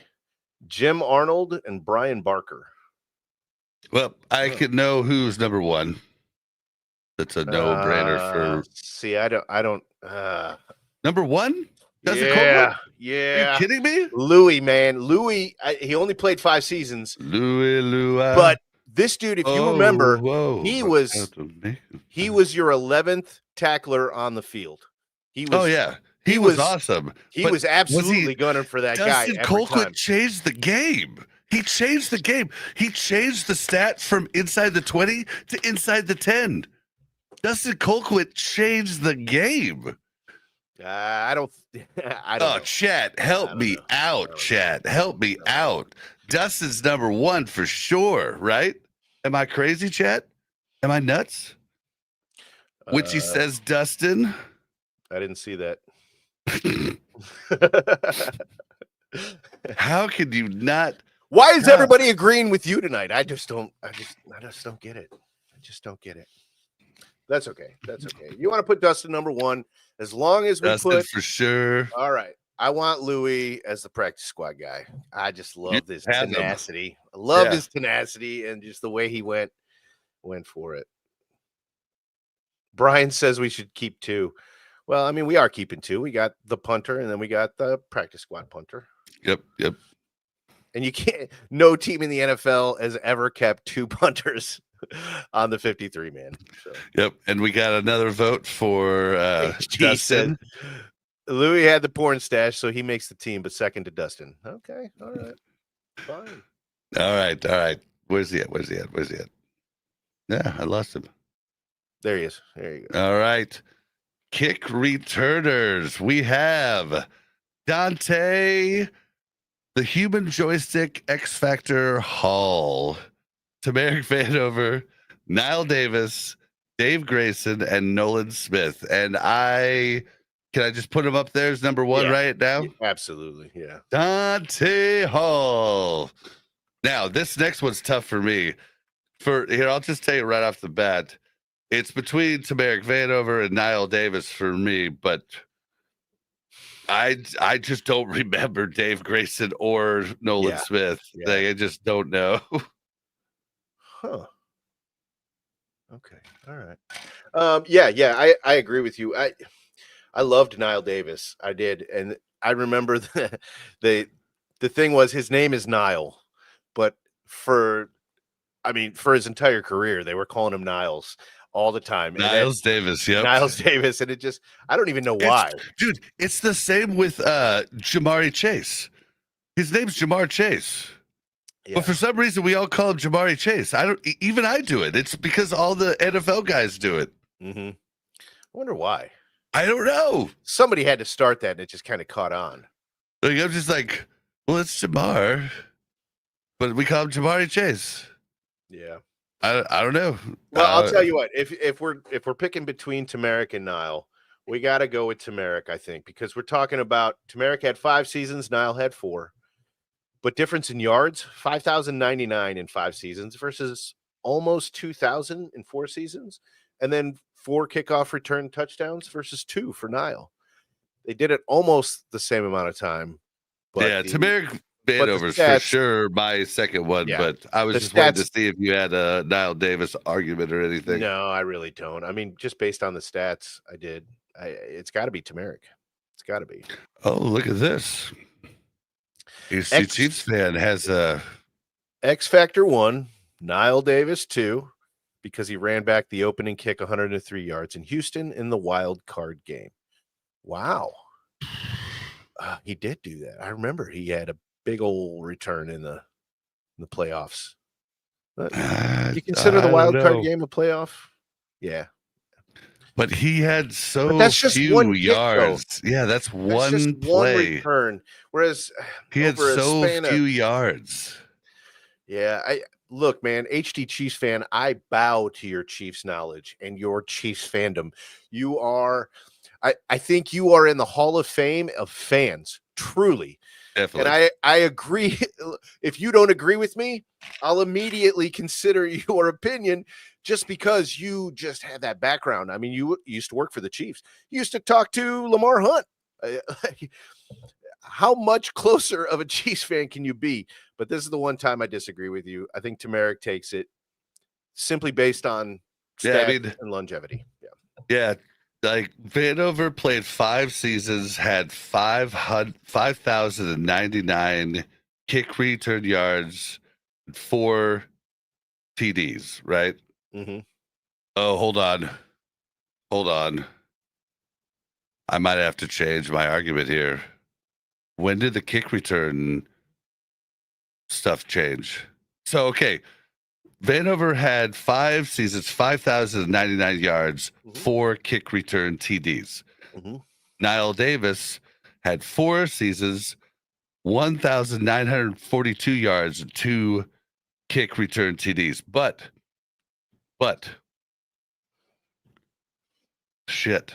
I mean, Turmeric Vanover played from 95 to 1999. Niall Davis played from 2013 to 2016. When did kick returns stop being a thing? I don't remember. What do you mean? Like stop being a thing? You mean when they brought it? Like now? I think this was like 2017, 2018. That's definitely worth a look up, though. Yeah, look that up because so Dante Hall played 2000 to 2006, but I think kickoff returns kind of stopped being a thing around 2013, 2015. And that would be when Niall Davis was playing. Like, okay, NFL. This is according to NFL Football Operations, NFL.com. NFL clubs have approved a rule making permanent the new form of free kick play referred to as the dynamic kickoff, first implemented in 2024. Well, that's the one from last year. No. Yeah. When did the kickoffs dead ball spot? Okay. When did kick return TDs stop happening in the NFL? Because it stopped, like it hasn't been happening since the Mahomes era, and that's what, 8 years. So before, so prior to 2024, the kickoff touchback spot was at the 25-yard line, and before that, it was the 20-yard line. So are you talking about when it went from the 20? Because it was like if they down the ball in the end zone, it came out to the 20, and then they started changing that. Is that what you're talking about? I'm talking about when the kickoff, when people stopped scoring TDs on kickoffs. I think it was like 8 years ago. All right, show me NFL kick returns for all teams by year, starting at 2008. There were yeah, because there's a point in which that's what they're trying to bring back, is they're trying to bring back kickoff returns. HG Chiefs fans says it was 2 seasons ago, but I think it wasn't longer. That long ago. No, it definitely wasn't. It wasn't like 8 years ago. Right. So okay, but what you're saying is, when did kickoff returns for touchdowns stop? Well, you're not going to find that's going to be hard to find that stat. What happened was they changed the kickoff rules from where they kicked off and then where the ball would come out, and that's what ended up changing how many touchdowns there were. It was the effect caused by the rule. Most of these rules, a lot of rules have changed within just a couple of years.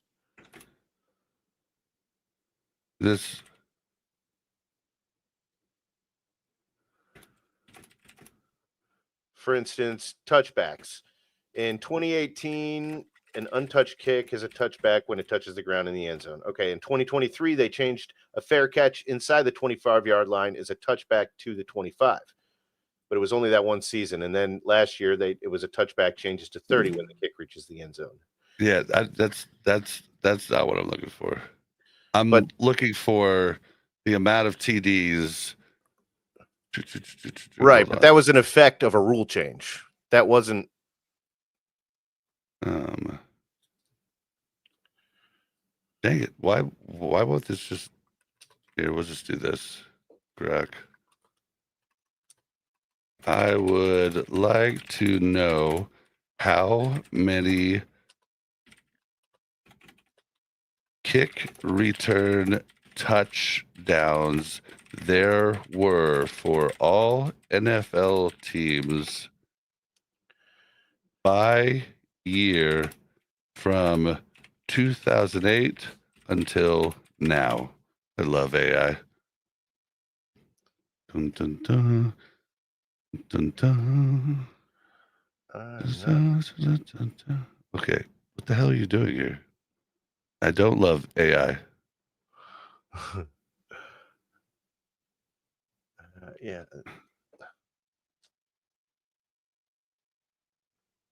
All right, come on. No, I don't want to see yearly leaders. That's ridiculous.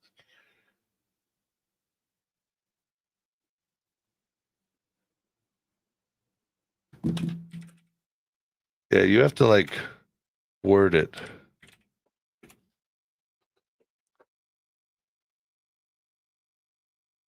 Here we go. I'm gonna do it. I'm gonna do it. All right. Yeah, dude. Dante Hall was robbed. Like, dude, Devin Hester. Dante Hall should be over Devin Hester. But do we like? Man, I was for sure on Tamarick Vanover, but like without this information, I don't know what to do with Niall Davis. Like, I'm trying to see. I'm doing the super deep search, so it might take a few minutes.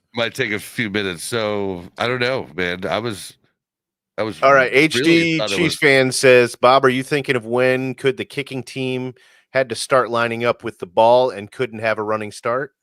Maybe that happened. I know it like basically stopped whatever it was. It stopped kick return TDs in their tracks. Like went from like, the entire NFL having like, 17 total to like 3. Like it was like.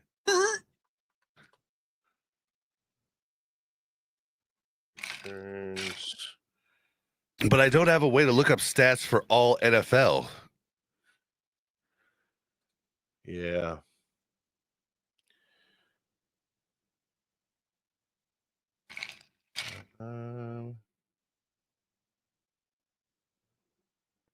Yeah, that's great.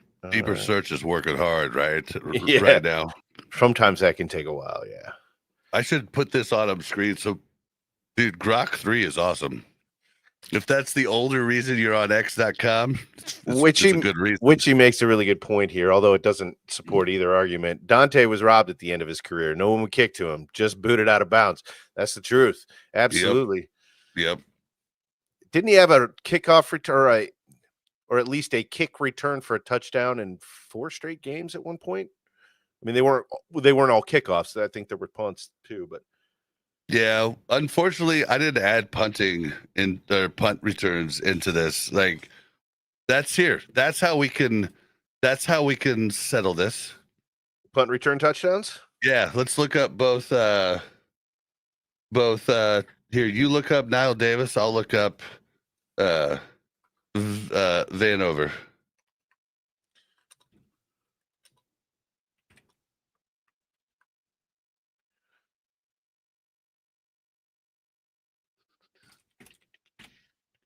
Here we go. Career stats. Niall Davis.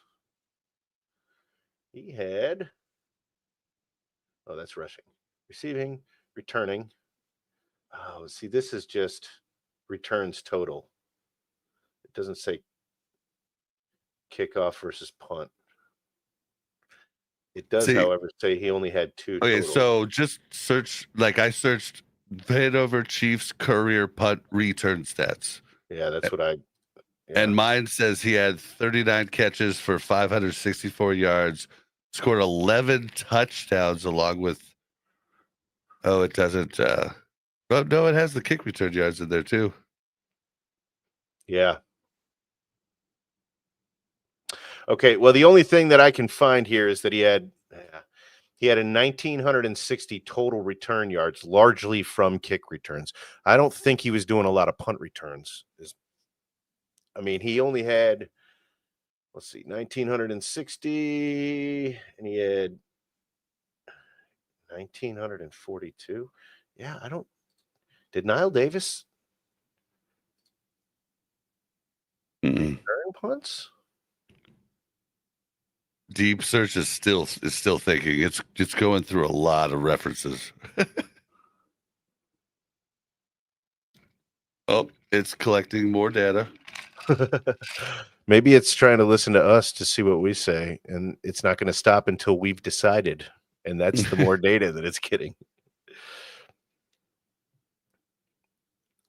I mean, honestly, Anthony says try kickoff rules throughout the years or punt return rules throughout the years. Well, punts were still fine. It was the kickoffs that got destroyed. Okay, so all right, so here in 2008 there were 12 kickoff return TDs, 2009 3, 2010 6, 2011 10. Then here 2012 was 2. I'm just gonna go 2 6 2 6 7 4 7 6 3 5 4 7. So my guess it was 2009, and I don't know why 2010 was an outlier, but they just stopped happening in 2009. So yeah, maybe that's I don't know. Maybe I'm crazy. Yeah, I don't remember this happening until the last few years. Any big kickoff. Yeah, see, I remember for a long time, and I'm thinking, I wish I would have said 2000. I wish I would have asked it. I guess I could ask it from 2000 to until now. Sorry, deeper search. It's gonna be, dude. You just. I'll tell you what, my guess here is around 2018 because that was the year that they made. Oh no, that's not when they started it. It was 2016. They had touchbacks on kickoffs go to the 25-yard instead of the 20. So that might be the straw. Brian making me have to go search for the cert now. Oh yeah, it's because earlier he said I'm back with my 2 JJ's mini cherry pies a la mode. Mini cherry pies. So I think whatever happened was in 2009.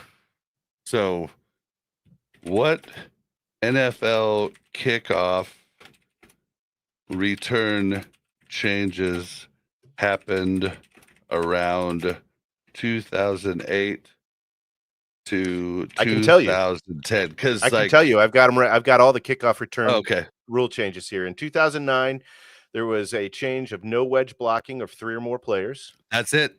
That's the change that changed it all. I mean, it was for safety, but that's the change that changed the amount of kickoff returns you could get. It's got to be it because that's when kickoff returns plummeted. Well, there's a lot of rule changes in that time. But to me, though, I'm going to be honest with you here. I'm not trying to be a dick, but you're looking for a stat to support your research. Like you're looking for looking for the rule changes in 2009 to say, yep, that's what it was. I just didn't consider that when I was talking about Vanover versus Niall Davis. Like I was looking at their total stats, but Vanover lived at a time where you could do the wedge block. Yeah. But that's why, like, I was like, well, HC Chiefs fan might have a point here. Anthony says 2008 kickoff must be made at the restraining line, removing an option to place anywhere behind the 20, 35-yard line, 33 seasons total as of 2023. I don't know. If the total kickoff return yards were a little bit closer, I mean, I would totally see Niall Davis, but yeah, it's just Niall Davis did live in a different era where kickoff returns were hard. Yeah. But Tamarick Vanover averaged over 1,000 kick return yards per season, where Niall Davis averaged just over 500, not even 500, under 500 yards. Yeah. But that's like, look at ours last year. Well, I mean, look at ours the year before last. Like basically after that wedge change happened, like it just killed kickoff returns across the league. I'm about to have the stats for 2000 to 2008 in a few seconds here. But yeah, that's interesting because I didn't consider that when looking at, because if Dante Hall played for the Chiefs in the Mahomes era, he wouldn't have had he wouldn't have had the stats he had. I mean, we probably wouldn't even know who Dante Hall is. Yeah, I mean that's I feel a fact, but like that's why they're trying to bring the kickoff return back with all these crazy changes, because the kickoff return just died. I'm going with the Fat Boy ice cream sandwich. That sounds good to me. Our chat has totally diverted. Thank you very much, Big Brian. Into dessert talk. Big man in a little coat.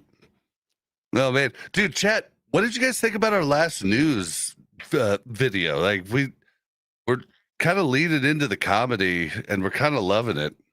Leaning into the memes. Yeah, like we're kind of loving it. Like, Anthony, I agree with you. I don't like the dynamic kickoff either, but they are tweaking it to make it more interesting and fun to watch. Yeah, I'd love to go back to the old days, but it's all about player safety. That's what it is. Yeah, the old days was not safe. I mean, you literally had, like, your special teams guys never got a chance to go up to non-special team guys because they died. You know what I mean? They died. They got annihilated on the field. It was exciting, but dude, it was so dangerous. I mean, just so dangerous. I can't disagree with them doing that, but we're about to have this, and then I might be changing my vote to Niall Davis. We're just gonna have to see. Deeper Search is working hard right now for us. You know, the AI. I am a hard Tamarick Vanover. Bob is still kind of weighing his options here. He's waiting for Grok Deeper Search to give him a little bit more detail. But what do you guys think? Oh, we know what HD thinks. HD thinks Niall. And you guys are all just going to agree with HD because he's, yep. he's Niall such a Davis, knowledgeable football fan. Niall Davis or Tamarick Vanover? Back in my day. Yeah, Anthony says it was brutal, and players had concussions that played through them. That's the truth. Yeah, there was a lot of that going on. And then he backs it up by saying, back in the day. Yeah, back in the day. Back in the day. My 16-year-old son was telling me a story. I can't even remember what he was talking about. And I'm like, I don't remember that at all. And he goes, back in the day. I'm like, you're 16. Back in the day, you weren't born yet, man. Do you remember the first time my brother said back in the day and the whole room erupted? We're like, back in the day? Wasn't he like 15? He was like 15. Yeah, that's like my son saying it. We're like, back in the day? What are you talking about? Like last year? Last week? Yeah. Oh, so good. Speaking of your brother, I haven't seen him in chat tonight. No, I sent him a text, but his schedule's all over the place. All right, yeah. Brian says Vanover. So we got one in chat, and then I'm a hard Vanover, and you're not sure yet. So we could be 2-2, we could be 3-1. This is a rough search because you know it was when the internet was in its infancy, right? Oh, Witchy just brings it to Niall. 2-1 for Niall. 2-1. Guys, you're killing me here, dude. It's scraping the old internet. It's using the Wayback Machine right now. HD Chiefs fan said, when I say back in the day, Google says we don't go back that far. Dude, that's I had like you look at some of these pictures, like look at Walter White. That's a card because I couldn't find a picture of him.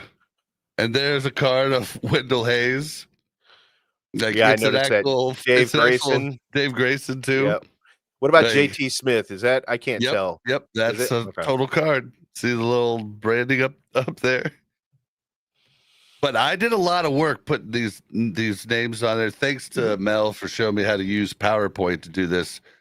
It was pretty cool. I was able to just make it pretty quick. Oh yeah, this deeper search is going 8 minutes now. Oh my gosh.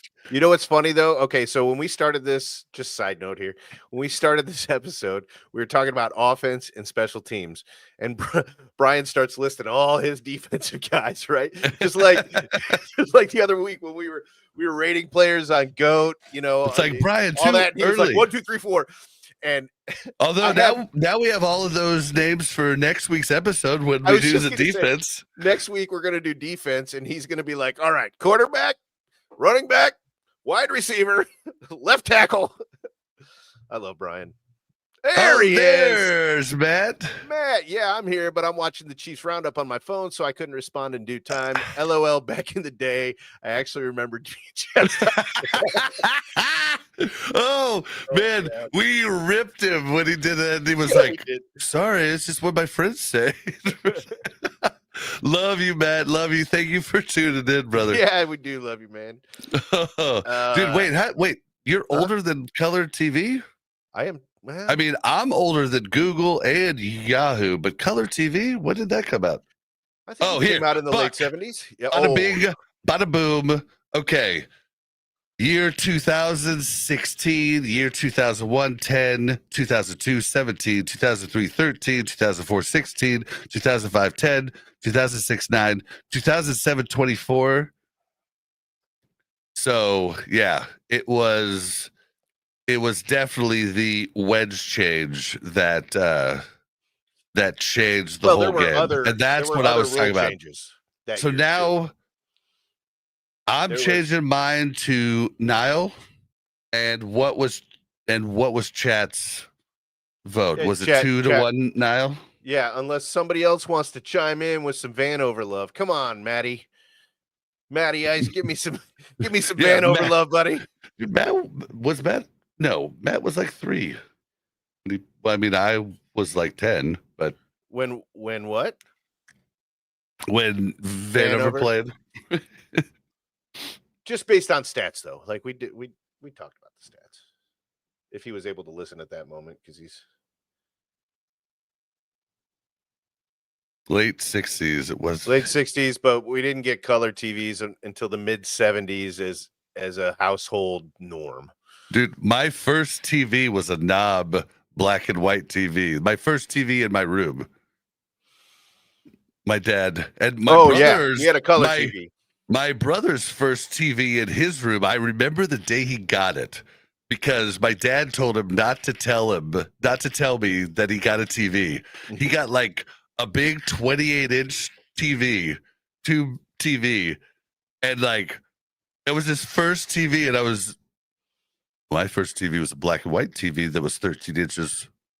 Well, we had a color TV in the house, but the TV that my brother and I were able to watch was a black and white. It was an older one that my parents have. But Anthony comes up with some good info here. The first color TV based on a system designed by RCA began commercial broadcasting on December 17th. That's a day before my son's birthday, 1953. So color TV started in 1953. Yeah, just pulled right from his head. That's this guy has trivia knowledge like mad.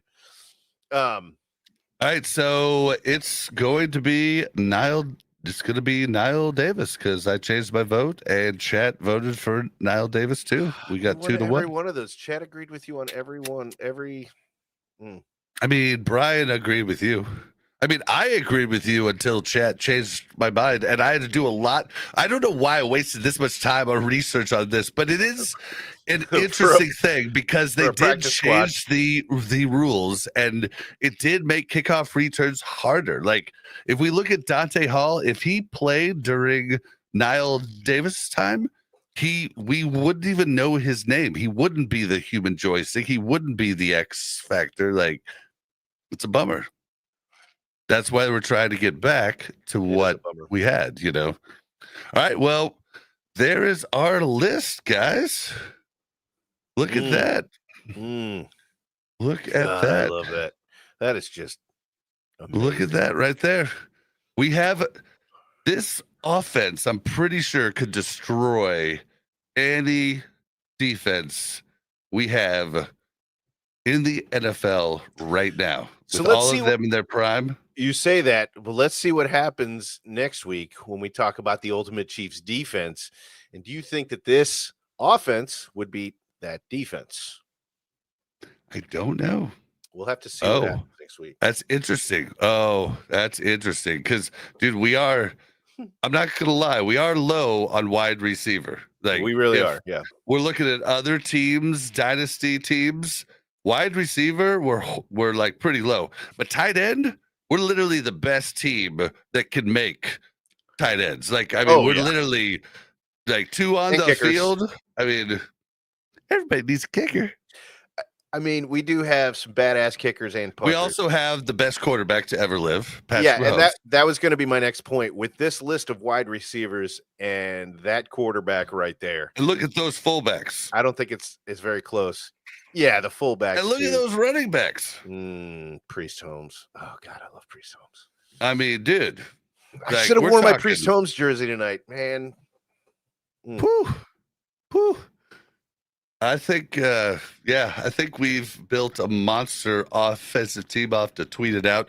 Guys, if you want to make your own team, I'll put the link. You could have this whole thing to do your own team, and you can, take a screenshot of it, tweet us it, or I think you can like do the link. Like you could share the link and then people could see what you rated. But yeah, the only thing I see a weakness here is our wide receivers. But Tyreek Hill and Otis Taylor, I think really kind of like solidify. Absolutely. Yeah. They make it a legit wide receiver room. Yeah. Yeah. So everything after that is kind of All right. Buck. So we did have a voicemail that was kind of interesting. If you want to hit that, we do have a little bit more time to stay under 2 hours. Was it Jeremy? Yeah. Jeremy. We haven't heard from him in a long time. So, guys, we do have, for those of you that don't know, we have a voicemail line that you can also text. It's 816-866-1060, right? 1066. Yep. So please send in some voicemails. Let us know what you think. You can say whatever you want. You don't even got to talk about the Chiefs if you don't want to. We'll take anything. You can talk about the importance of daily hygiene. We don't know that we'll play it, but yeah, but you can. But it's more likely. It's more likely for us to play your voicemail if you leave a voicemail than if you don't leave a voicemail. Then we're definitely not going to play it. This is very true. That's how it works. You're spitting facts. All right. So this is actually good because I think there's a lot of fans that have this problem as well. So I'm just going to go ahead and start it. Let me know if you can't hear it right off the bat. Yeah, we can hear it. Hey guys, it's Jeremy. Listen, I touched base on this before. I am sorry. I am a Chiefs fan, but I'm not sorry for that. But I'm sorry. Don't ever apologize for that. Positions very well on the defense, and I'm not sure which position Joshua Williams plays, Christian Roland Wallace, or Jamari Connor and Cook. I don't know what positions those guys play, or Najee Johnson, but for this year, what I would like to see is either Jamari Connor or Christian Roland Wallace start, or both of them start if they can, Joshua Williams, I feel like he should have started every game last year. I think he played way better than some others. Better than Connor, better than Najee Johnson. I don't even think Najee Johnson should get the start unless he's the only one playing that position. Whatever position he plays, I don't know. I would like to know what position he plays, but they need to bench him. And also, what's the other guy's name? I can't even think. I'm sorry. Shoot, I can't think. The guy that kept fumbling the ball a few years back. I can't think. I could not figure out what he was talking about. Yeah, we listened to this yesterday, and he was cheap, and that's why the Chiefs kept him instead of getting rid of him. But anyways, Najee Johnson needs to be benched this year. I don't think he played that great last year, and I don't think he's going to do good this year neither. They just need to get rid of him. But the other guys I mentioned, I would definitely love to see them play all year if they stay healthy enough. All right. Thanks, guys. Let me know what positions those guys play if you don't mind, and I'll try to keep that locked in my memory. All right, guys. Have a good day. Keep up doing what you're doing, and good job. Go Chiefs. Yeah, buddy. Now, before you list off the positions, I want to defend Jeremy for a moment here. With Spagnuolo as the defensive coordinator, it is so much more difficult nowadays to know the specific position that these guys play because they are all over the place. You know, you rarely see the two deep safeties that are definitely safeties every single play for every single game, and then the two wide cornerbacks. It's just he moves things around. So, Jeremy, I understand why you're having a hard time keeping track of what position each guy plays. And then you got a bunch of guys that play corner and safety, and they're just listed as defensive backs. So even if you're looking it up, you might not know which position the guy favors. So listen, man, I applaud you for asking the question. I really do. I thought you were gonna. I'm not gonna say anything, but I thought you were gonna let a little insight in on something from the start of the podcast, but no. But Brian thinks he was talking about. Brian thinks he was talking about Sky Moore with the fumbles. That was my initial thought too. That's what I said to Buck last night. But he's definitely talking about defensive players, backs. Yeah. So the only thing that a fumble could really come into play there is if he was a return guy. I think. So maybe he's thinking special teams. Maybe. With fumbles too. Up. My internet says it's doing weird stuff. Am I getting fuzzy? You got fuzzy there for half a second, but you're clear. You're clear again. I mean, it truly was like stop watching. Turn off your computers. All right. I don't like whatever they're doing. It's bad because Google Fiber's great, but yeah, something's going wrong. All right, so yeah, this is a tough question. And it's something tough for the majority of people that are fans of the NFL. You know, a lot of people do not understand. They understand these are the guys in the back of the field that intercept the ball.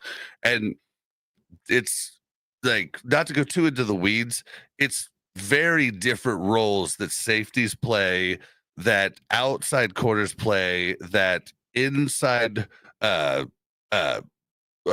slot corners play. You'll hear them called slot corners or nickel backs. Like a nickel is where a nickel formation is, say, when you have the 4-3. The 4-3 is 4 down linemen, 3 linebackers, 2 corners, 2 safeties. Now, if you go to the nickel 4-3, now you take out 1 linebacker. So you only have 2 now, and you add 1 corner, and that's what's called your slot or your nickel back. So here I'll go through this. So Joshua Williams is a corner. Najee Johnson is a corner. Brian Cook is a safety. Jamari Connor is a safety. Roland Wallace is a safety. But last year, Roland Wallace and Jamari Conner tried their hand out at slot, aka nickelback, which is the guy in the middle of the field that's basically watching the slot receiver on if you're in man, if you're in zone where they control one of their zones, then that nickel guy is the guy in the middle helping out the Mike linebacker. See, I'm getting too in the weeds. This is just gonna people aren't gonna get it. Like, it's just that's what Spags does, man. Spags, I mean, he confuses offenses. It's what everybody does. But if you look on the Chiefs website, we have figured out how they classify. If it's safety, they're going to be playing safety, which are the two guys in the back of the D. If they're playing quarterback, they're going to be on the outsides most likely. So they're going to be the guys lined up on the line on the outside on both one side of the field and the other. And then if they're marked as DB, they're going to float. They're going to be maybe nickel. They're going to be maybe a third safety.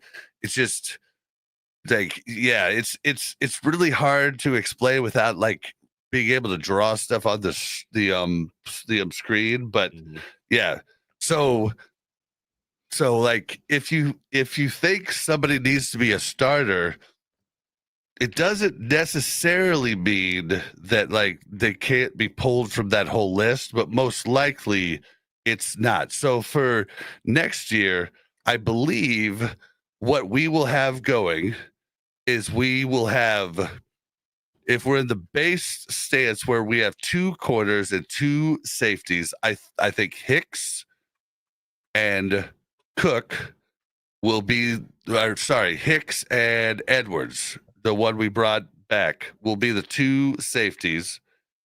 I really think Jamari Conner could be that second safety over Edwards, but Edwards is a vet. Hicks needs to be on the field at all times. If we're talking outside corners, then I'm thinking it's going to be Christian Fulton, and if there's only 2 on, Christian Fulton and Trent McDuffie. If we go to nickel and there's 3 quarters out, I think McDuffie moves to the middle slot spot. Fulton takes over the left side, and then Jalen Watson takes over the right, although I'm not counting out Noel Williams, the rookie, taking the outside slot over Jalen Watson, at least by mid-season. So I really think we're going to go with the bold prediction there that Noel was going to be your third guy. But I mean, it's too early for that. But so the thing that'll confuse people is if there's only 2 corners, McDuffie's going to be on the outside. If there's 3 corners, I think McDuffie moves to the inside, as long as Watson or Fulton can handle that. And I don't. There is people saying Watson and Fulton are the same, but I think Fulton's a better player than Watson, and a lot of people are loving Watson. But last year, training camp was almost over, and they were still saying we don't know who the second corner is, and that's just what tells me he's not that far back from Joshua Williams or Najee Johnson. Mm-hmm. He just was learning the playbook better, and that's the reason that he got the nod. And so it's tough, and I don't think Roland Wallace makes the team with how deep we are now at corner, so I wouldn't worry about Roland Wallace. He was a undrafted free agent last year. But yeah, keeping track of the corners, the DBs and the safeties, they're all DBs, to be honest. A safety and a corner are both DBs, but it's you have to really pay attention a lot to actually understand what they're doing in the backfield with that, and that's the beauty of Spags. Well, I think HD Chiefs fan kind of wraps it up pretty good here. He said, I never try to figure out what Spags is using where. I just go with the motto, in Spags we trust. And I mean, we've said that 100 times in the last year. But see, that's where that was where I was before we started this podcast. But after a year of doing it, I know exactly where is putting everybody, and that's the beauty. You just have to like do nothing but freaking watch tape and watch film to actually understand it. And I don't even understand it. I understand it enough. But yeah, it's just there's no way. So Jeremy, don't feel bad at all. I guarantee you 90% of the people listening to this podcast have no clue either. So do not feel bad at all. And thank you for being so faithful with calling in and giving us stuff to talk about, man. We really appreciate it. You've been doing so for a very long time, and we love it. Our first fan. Yeah, our first. Yep. Yeah. But yeah, guys, if you want to send in your voicemail to either be mean or be happy or tell us something, teach us something, it is 816-866-1066. And I don't guarantee we'll play it. But you can also text as well. Yeah, you can also text, but I mean, the whole point of it is to have something to play like old school radio. So most likely we won't answer the texts, and most likely we won't read them because we would rather have comments on the YouTube or the Spotify, and that's what actually helps us. So the only reason we do the call-in line is just so we have somebody else's voice that gives us an old school radio feel. So I answered Jeremy back on the text, but that's it. So I'm just saying, leave a voicemail or leave a comment. That's the best way. Yeah, absolutely. Well, what do you say we kind of try to wrap it up before 2 hours tonight? We're at $1:55 right now. I always want to wrap it up early, but I just have so much fun when we're doing it. Dang it. I know. I mean, you don't have anything else. So we've been skipping our starter conversation. Do you have anything you want to talk about this last week? You know, anything like that? We've been skipping it to try to make sure we get people. The action going. The only thing I wanted to touch on is Bob and I have been kind of kicking around some different ideas for some show topics. You know, we came up with this. We had a couple different ideas for today. But the other idea that we didn't go with this week, and let us know if you think this is a good idea, but there's a lot of content creators that are talking about the way too early 53-man roster. And I think we've even touched on the way too early 53-man roster, but I think that a 53-man roster, if we take injuries out and we just talk about what's going to happen on the field, barring injuries, what does our 53-man look going into the playoffs? Because it's not going to look like it does in week 1 or in training camp. I think that'll be interesting to talk about. I don't know. What do you guys think? Well, and what he's kind of going at is like maybe Bob would call Noel Williams a starter going into the playoffs. Maybe Ashton Gelati takes over Charles Menahue. You know, dude, Brian, you got the best sense of humor, man. I love it. He does. He really does. HD turns into a pumpkin at 9 o'clock. Oh, that's awesome. Yeah, that's true. He does. But yeah, so yeah, Witchy says she won't be called. It was a really popular thing on the most popular podcast I ever did, Warcraft Reloaded. It was never popular on YouTube, but it was a top 100 Spotify and iTunes gaming podcast for like 3 years. We had a lot of people call in, and it was really cool. Just that sound of the phone. They're in traffic. You could hear people honking at them. I mean, it just gave you that old school feel of a radio show. And so that's the whole reason I came up with it back on that show. And it's just like you're in the car and you want to bitch about something stupid that I said or something cool that Buck said, and you just can do it right. You can do it right there. You know, it's just kind of a cool throwback to Begotten era, you know. And part of the reason I'm doing this is because I wanted to bust into radio so hard. I really did. I went to some college courses for it. I did an internship at a radio station 25 years ago. And it's so, especially in the Midwest, it is so hard to break out in the not just radio, but newscasting as well, just because we have a neutral accent is what we were taught.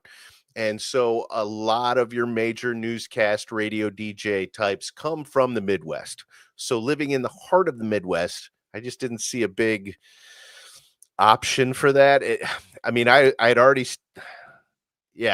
started having kids. My oldest was born at that time, and I wasn't going to be able to put in the time that it would take for me to be able to make it, make some real money. So being able to do this as a podcast is just, it's like a dream come true for me, man.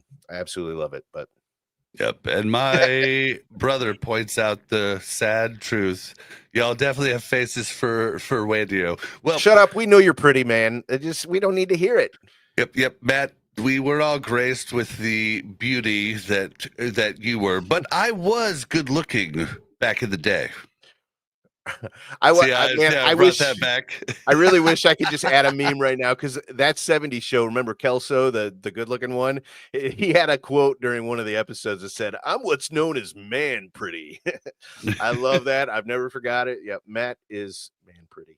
Yep, I'm not sporting now, but I definitely was good looking back in the day, and I will stand by that. Although when I moved to LA, I went from like an 8.5 in KC to like a 5.5 in LA. So it's definitely a bad to learn how not good looking you are in the land of pretty. Yep. But now I'm just not good looking. So, now I don't care. Maddie said, "I lived in Bob's shadow the whole time he was real pretty, for real." Well, now you definitely live in the land where you're the pretty one. So live it up, brother. And you got the dance moves too, man. Maddie True. Can dance. Yeah. My brother is. Dance. I mean, and like all types of dances, like from, ballroom, salsa, hip-hop, ballroom, all hip-hop, that. He's just got pop and lock, like all of it, man. He tried to teach me some moves one time back at one of your old places, and I remember I was like all excited about it. Then he started moving, and I tried moving, and I was like, "Yeah, this isn't happening." Yep. And if anybody wants to take lessons from him, definitely leave a comment. We'll let you know how to get a hold of him, so you can take lessons from him, if you'd like to do that. But that's what he did professionally for a long time, is give. It was something. I'm pretty sure he still does. Brian said, "You're only cute in Raytown, honey." Oh my God, man. There was something else that I wanted to throw out there, but I can't remember what it was. So yeah. I Cool. guess we have to end it. It's just so sad to end it. I know, but let's do it. Do all good things have to come to an end? Chat, do you have any questions? Keep us going. This is you're like the private chat, Bob. Do you see the private chat? Oh. I mean, that could be content too. It could be, but I don't think anybody here wants to hear that. So I mean, Buck did do the last video we did in his underwear. You're lucky I'm wearing underwear now. That's why he can't stand up and leave. All right. Well, no, I did actually wear shorts tonight. Okay.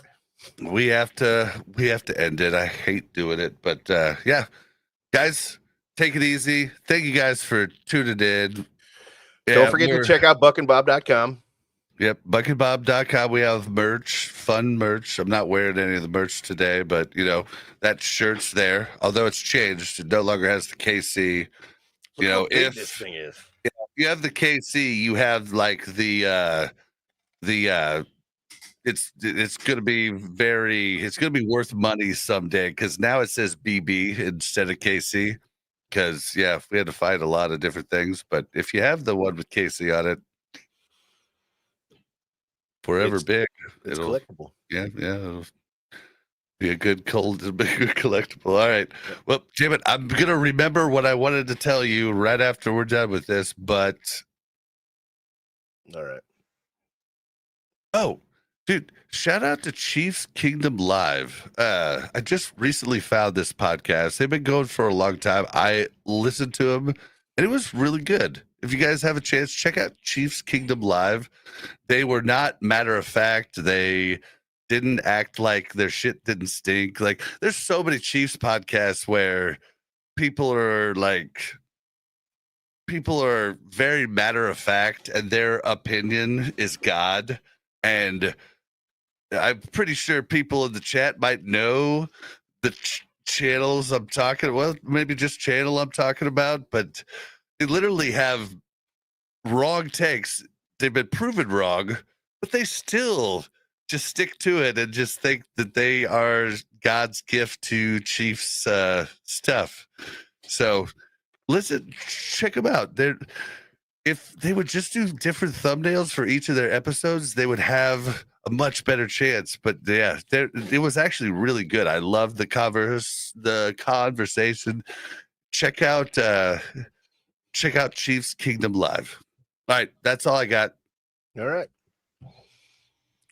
Well, if people want to reach out to you, Bob,